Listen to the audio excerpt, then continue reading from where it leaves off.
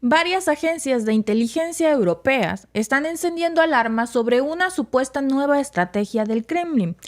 ¿Qué tan grave es la amenaza? Bueno, la situación sugiere un panorama preocupante con tácticas que rememoran al más puro estilo de la KGB. ¿Podemos estar al borde de una escalada de conflictos encubiertos en nuestro propio suelo? ¿Cuál es la magnitud real de estas operaciones? Bueno, pues las respuestas son más complejas y alarmantes de lo que podríamos imaginarnos. Thomas Haldenwang, que es el jefe de la inteligencia interna alemana, ha lanzado una alerta que resuena en los corredores del poder europeo. El riesgo de actos de sabotaje controlados por el Estado ha aumentado significativamente. Este comentario, aunque breve, pues carga una profundidad alarmante. Vamos a desglosarlo, ¿no? ¿Qué significa realmente un incremento en el riesgo de sabotajes? ¿Y por qué debería importarnos tanto? Bueno, primero, pensemos en el contexto actual. Europa se encuentra en una etapa de tensa calma, donde la seguridad y la estabilidad son prioritarias. En este escenario, la declaración de Haldenwang no solo es un comentario al aire, es un aviso serio de que algo está cambiando en las sombras. Rusia, conocida por su habilidad en el arte del engaño y la estrategia encubierta, está en el centro de todas estas acusaciones. Se le atribuye la planificación de bombardeos y ataques incendiarios. Sin embargo, lo que realmente llama la atención es que, según los informes, estas operaciones no buscan causar muertes civiles directamente. ¿Por qué esto es relevante? Bueno, porque señala un cambio táctico. La Rusia de hoy parece optar por una guerra menos sangrienta, pero igualmente efectiva, concentrándose en la infraestructura. El daño potencial podría ser devastador sin la necesidad de enfrentamientos armados abiertos. Imaginen el impacto de un sistema eléctrico dañado en pleno invierno o un puente vital que colapsa. Esto no solo causaría un caos. ¿Dónde he visto eso? ¿Dónde? O un Nord Stream 2 que explota. Exacto. ¿Dónde? Esto no ha pasado. Esto no. Qué cinismo, algo. Claro. Perdón que te interrumpí, pero es que no, si no lo boto, explota. No, ahora sí que si no me ahogo con mi lengua. Sí, ¿no? Pues sería un caos inmediato. Algo que nunca se ha visto, amigos. Y pues que podría desencadenar una crisis económica y de confianza pues a largo plazo, algo que tampoco nunca se ha visto, jamás. Este enfoque en la infraestructura pues es astuto. Saboteando puntos críticos se podría paralizar no solo la vida cotidiana, sino también la capacidad de una respuesta de un país ante una emergencia. La elección de no atacar directamente a los civiles también podría tener como objetivo pues evitar la condena internacional que usualmente sigue a las bajas civiles, permitiendo a Rusia mantener una fachada de negociación plausible ante la comunidad internacional. Ahora pónganlo todo en el contexto, amigos. Vayan ubicando los actores. Sin decirlo, los vamos a ir ubicando. Además, la metodología detrás de estos supuestos actos también es digna de análisis. Los ataques incendiarios y los bombardeos encubiertos son métodos que pueden ser ejecutados de manera que es difícil rastrearlos directamente hasta sus perpetradores. Esto no solo complica la respuesta, sino que también siembra la semilla de la duda y el miedo entre la población y los líderes europeos. ¿Cómo se defiende uno de un enemigo que es como un fantasma en la niebla? ¿Qué hace uno? Este nuevo patrón de agresión no solo revela una sofisticación y audacia escaladas por parte de los operativos rusos, sino que también pues plantea profundas implicaciones de seguridad para toda Europa. Cada acto de sabotaje no solo pone en juego la integridad de la infraestructura vital, sino que también lleva consigo la posibilidad de deslizarse hacia una mayor crisis. Por ejemplo, la infraestructura dañada no solo requiere reparaciones inmediatas, sino que también debe ser fortalecida y protegida de futuros ataques. Esto conlleva, pues, una redistribución de recursos que podrían ser vitales en otros aspectos de la seguridad nacional. Sin embargo, es crucial que cuestionemos si esta estrategia de escalada no es un juego de espejos en el que ambos lados, Oriente y Occidente, participan de manera similar. En marzo, un episodio particular arrojó la luz sobre esta posibilidad. Según informó Margarita Simonian, directora del grupo RT, agencias de inteligencia rusas interceptaron una comunicación entre altos mandos de Alemania. En esta discutían el posible bombardeo del Puente del Este, un término que si bien no mencionaba directamente al puente de Crimea, geográficamente apunta a este como el único puente estratégicamente relevante en esta zona. La grabación en cuestión, que data del 19 de febrero de este año, incluye voces de figuras claves como el inspector de la Fuerza Aérea Alemana, Ingo Gerhard, y el jefe de la Dirección de Operaciones y Ejercicios del Comando de la Fuerza Aérea, Frank Grafre, entre otros. Durante la conversación, pues se discute la entrega de misiles de crucero Taurus a Ucrania en un contexto donde el canciller alemán Olaf Scholz ha mostrado reticencias a aprobar dichos suministros. Las palabras de Gerhard son reveladoras. Propone suministrar 100 misiles en 2 lotes, con la idea de no cambiar el curso de las hostilidades directamente, sino más bien como una medida táctica escalonada. Este diálogo, por supuesto que sugiere una estrategia que, aunque es menos visible, es paralela a las tácticas de sabotaje que se atribuyeron a Rusia. Pero que aún no han pasado. O sea, fíjate, Alba, realmente está esta acusación. Putin planea sabotajes en Europa con atentados encubiertos y ataques a infraestructura. Yo también cuando la leí me acordé de eso. De los audios de los altos generales alemanes que se expusieron. Olaf Scholz no negó que fueran falsos. De hecho, aceptó que los audios eran reales. Acusó a Rusia de espionaje.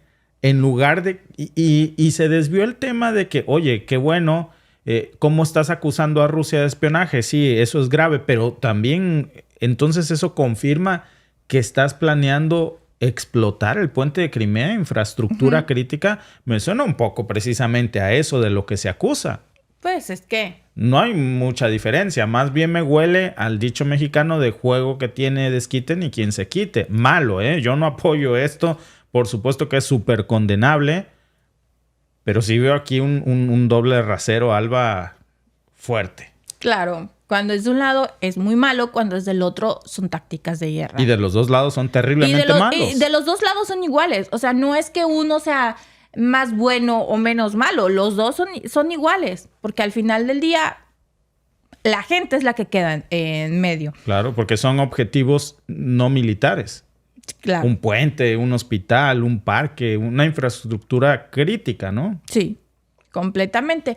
Bueno, pues la entrega cautelosa de armamento a Ucrania, pues no busca supuestamente un impacto en el conflicto, sino que parece orientada a mantener una presión sostenida únicamente sobre Rusia, potencialmente en forma de amenaza a infraestructuras clave, como el puente de Crimea, ¿no? Además, Gerhard menciona que la situación con otros misiles europeos como los Storm Shadow y los Scalp es similar a la de las carabinas Winchester, lo que implica pues un manejo cuidadoso y calculado de los recursos militares, en línea con una estrategia de guerra de desgaste más que de confrontación directa. Este paralelismo en las tácticas sugiere que la guerra moderna entre grandes potencias pues puede estar evolucionando hacia una serie de maniobras encubiertas y medias indirectas. Tanto en el caso ruso como en el occidental, el enfoque pues parece estar en evitar un enfrentamiento directo a gran escala, optando en cambio por operaciones que incrementan la tensión y la incertidumbre sin desencadenar el conflicto abierto. Y esto pues nos plantea preguntas importantes sobre la naturaleza de la guerra en el siglo XXI y cómo las naciones están gestionando sus estrategias en un entorno global cada vez más interconectado y tecnológicamente más avanzado. Y precisamente en Alemania, la reciente detención de 2 ciudadanos ruso-alemanes en Beirut, pues que están acusados de conspirar para atacar sitios militares y logísticos, es solo la punta del iceberg. ¿Qué revela esto? Bueno, pues un patrón de intervención que se extiende a través de todo el continente. El Reino Unido tampoco se queda atrás, con 2 hombres acusados a finales de abril por iniciar un incendio en un almacén que contenía envíos de ayuda para Ucrania, trabajando presuntamente para el gobierno ruso. Mientras tanto, en Suecia, pues la sospecha de un sabotaje en varios descarrilamientos ferroviarios recientes, pues ha puesto a las autoridades también en máxima alerta. Y no eso tampoco es un caso aislado. En los ferrocarriles checos, los intentos de destruir los sistemas de señalización son un claro indicativo también de que de estas tácticas de desestabilización pues ya están siendo implementadas. En Estonia, un ataque contra el coche del ministro de Interior en febrero y contra periodistas apunta a un modus operandi que busca también intimidar y desestabilizar mediante el miedo y la incertidumbre. Y este patrón de agresiones coincide con una necesidad expresada por los jefes de espías rusos de reafirmarse tras el revés más grave desde el colapso de la Unión Soviética. Después del comienzo de la guerra en Ucrania, más de 600 oficiales de inteligencia rusos fueron expulsados de Europa, debilitando significativamente pues, la red de espionaje del Kremlin. Sin embargo, informes recientes también destacan los esfuerzos para reconstruir esta presencia, a menudo utilizando representantes de la diáspora rusa y grupos del crimen organizado. Un cambio estratégico clave ha sido la formación de los llamados comités de influencia especial, que coordinan las operaciones de inteligencia país por país, uniendo esfuerzos que antes estaban fragmentados. ¿Pero qué implica esto para Europa? Bueno, un enemigo que se adapta y se reorganiza potencialmente, aumentando la eficacia y el alcance de sus operaciones de sabotaje. A medida que las tensiones están continuando, una cosa es muy clara: la actividad rusa en suelo europeo no es solo una realidad, sino que está evolucionando mientras enfrentamos este nuevo capítulo pues, de tácticas de guerra híbrida. La pregunta pues sigue abierta. ¿Estamos preparados para lo que se viene? La respuesta debe ser pues una evaluación a todo lo que está pasando en estos momentos. Pues es que es lo que pasa cuando se borran esas líneas rojas que el mundo antes tenía muy claras. Había cierta... la palabra guerra y ética no coexisten, pero se hablaba de una ética de guerra, por decir algo, o leyes de guerra, incluso en el derecho internacional. Todas las conocidas se han roto en estos últimos 2 años. Por cierto, no necesariamente en un solo lugar. Algunos en Sudán, otros, por supuesto, en Ucrania, la gran mayoría en el conflicto de Israel y Palestina, otras en Irán, por supuesto, otras a cargo de Corea del Norte, otras a cargo de Washington, otras a cargo de China. Pero no hay líneas rojas ya. Todas parece que se han borrado. El hecho de que hayamos visto hace 2 años que quién sabe quién voló el puente de Crimea, digo, todos tenemos nuestras sospechas, ¿verdad? Claro. Pues eso me huele a esto, a un acto de sabotaje. De hecho, todos sabemos que fue un sabotaje. Claro. A un acto de sabotaje de atentados encubiertos con ataques a infraestructuras. Fue eso. El bombardeo al puente de Crimea, que no tuvo mayor éxito porque fue con drones, pero que dañó la infraestructura del puente de hace poco, fue eso. Un ataque encubierto a infraestructuras críticas. El audio que tú nos... A las de petróleo, ¿te acuerdas? A las refinerías, que esas han sido por montones.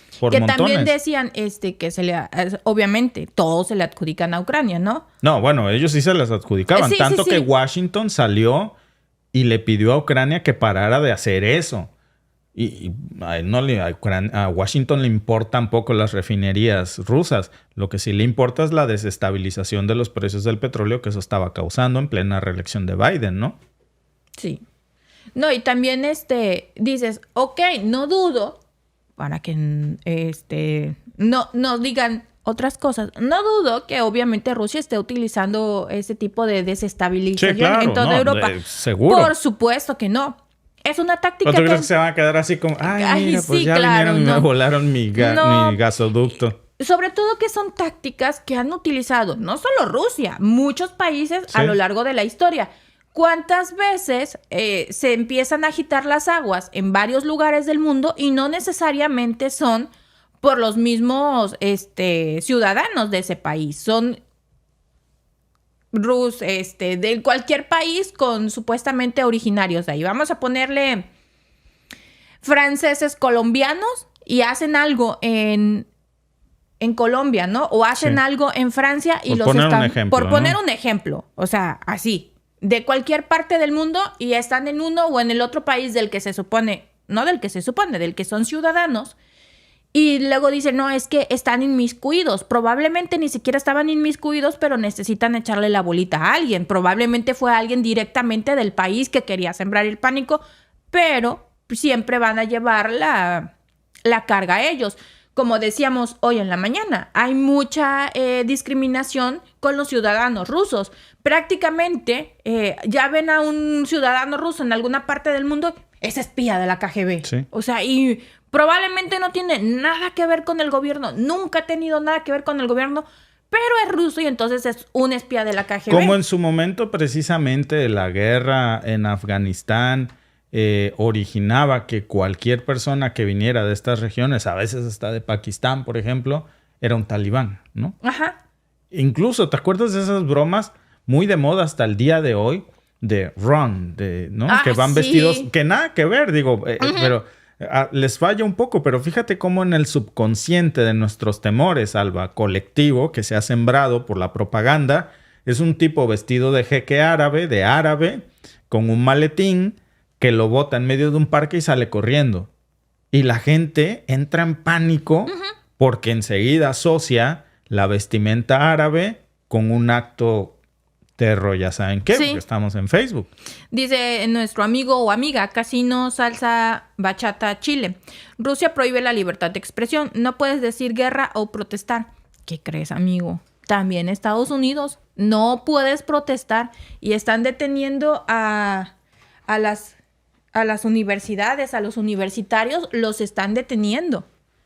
Entonces, no es... Desafortunadamente, vivimos en un mundo en donde... Es una agenda. Sí, nos recortan cada vez más los derechos. Hay cosas, por ejemplo, en mi canal tengo casi todos los en vivos limitados. Sí. ¿Por qué? No mostramos nada gráfico, no mostramos nada. Porque a los grandes monopolios, como de Mexican Family, si se les permite hablar Exacto. Porque déjenme les cuento, porque vengo muy molesta hoy. No. Muy molesna. Muy molesna. El canal de Mexican Family, como tiene más de 1,5 millones de suscriptores, él sí puede hablar de esos temas y no están limitados sus videos. Como mi canal no tiene ni 100,000, yo no puedo hablar de muchas cosas. Pero ya pronto tendrás 100,000. Lo que pasa... ¿Cómo me limitan? Sí, lo que pasa, para bien o para mal, es que a medida que se van subiendo cargas y que apelamos, porque en su momento cómo nos desbloqueaban todo hasta que apelábamos, entonces en algún punto ven que de 100 apelaciones, evidentemente en las 100 tenemos razón, no infringimos el algoritmo, no usamos palabras malas, no incitamos al odio. Entonces, pues, lo dejan así, le cambian la tolerancia. Eso va a pasar, pero aún así seguimos teniendo muchos problemas. De hecho, muchas gracias, por cierto, a nuestra amiga por su super chat, Alba. Así es. Muchas gracias, amiga Inés F. Tristán. Muchas gracias. Y decía el amigo, no es que no justifiquen una mala acción de Rusia con una mala acción de Estados Unidos. Se trata de reprochar a los dos. No, exacto. Sí, es claro. Que a lo que voy es eso. Es que desafortunadamente, ojalá solo fuera algo que hiciera Rusia. Ya ni siquiera se trata de países. Evidentemente que se trata, como tú lo decías hace rato, de una agenda global. Que se nos está imponiendo a todos los gobiernos del mundo, ¿eh? O sea, no soy conspiranoico, ni loco, ni nada de eso. ¿Por qué entonces? Bueno, no es ni siquiera un secreto. Se llama Agenda 2030 y ustedes pueden consultar el documento en Naciones Unidas y vean cómo todos los países están siguiendo esa agenda. Están obligados a seguirla. Los pocos que no, les están ejerciendo una presión enorme para que lo hagan. Claro, y dices, ¿a quién beneficia esa maravillosa agenda? ¿O por qué? Resulta que es 2030 y todos tienen que estar alineados con esa agenda. Y entre más nos acercamos a ese 2030... Entonces, faltan 6 años nomás. Sí, por eso. Entre más cerca estamos, cada vez son más difíciles todos nuestros derechos. El derecho de expresarte. Sí. Hay muchísimas palabras que ustedes pueden poner en los comentarios que no son malas palabras y simple y sencillamente el comentario se borra. Ni ustedes ni nosotros lo podemos ver.